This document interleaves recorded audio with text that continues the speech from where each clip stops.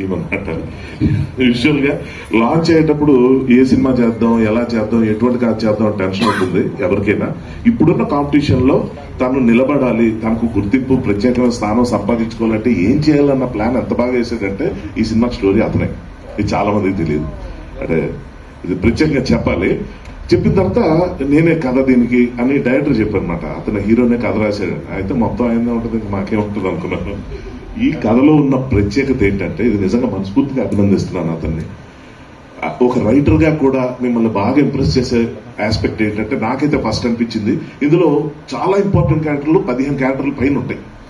ప్రతి క్యారెక్టర్ ఒక సిగ్నేచర్ ఉండేలాగా, ఒక స్పెషాలిటీ ఉండేలా రాయటం అనేది గట్టిమే సాంగ్.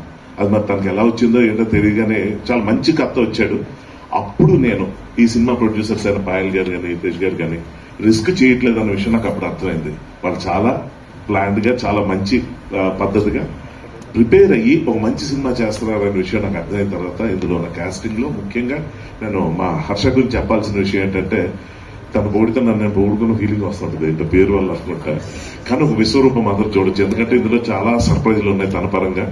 ఆ ప్రతి క్యారెక్టర్ ని బాగా డిజైన్ చేసిన మహేందర్ గారికి, ఈ సినిమా ఈ జానర్ తో అతనికి మంచి గుర్తింపు రావాలి. ఇందాక మన హర్ష చెప్పినట్టు ఎవరు లాంచ్ చేయాలనుకున్నా ఆయనే ప్రిపేర్ చేయాలని మనస్ఫూర్తి కోరుకుంటున్నాను. మా కృష్ణుడు అలా అందరికి ప్రత్యేకమైన మసాలి గారు, అసలు welcome sir, welcome to Telugu industry. నాకు ఇప్పుడు మీరు చెప్పేదాకా తెలియదు, ఆయన సినిమాలు నేను చాలా చూస్తున్నాను. సో ఇది ఆల్మోస్ట్ భరతనాట్యంతో అరంగేట్రం అవుతున్నారు తెలుగులో. ఆల్ ది బెస్ట్ అండి, one and all. And Niranjan garu, thanks for your support sir. And man producer గారికి అంత, అండ్ హీరోయిన్ ఈ అమ్మాయి. అంటే వీళ్ళ పేర్లు ఇక చాలా పాపులర్ అయిపోయి నెక్స్ట్ నుంచి వాళ్ళ పేర్లు వాళ్ళు చెప్పుకున్న పరిస్థితి రాకుండా ఉండే అంత సక్సెస్ అవుతుందని మనస్ఫూర్తిగా నమ్ముతున్నాను. అండ్ ఆడియన్స్ కి ఈ సినిమా మాత్రం ఖచ్చితంగా సూపర్ డూపర్ ఎంటర్టైన్మెంట్ అని మాత్రం నా సైడ్ నుంచి చెప్పగలను. All the best to the entire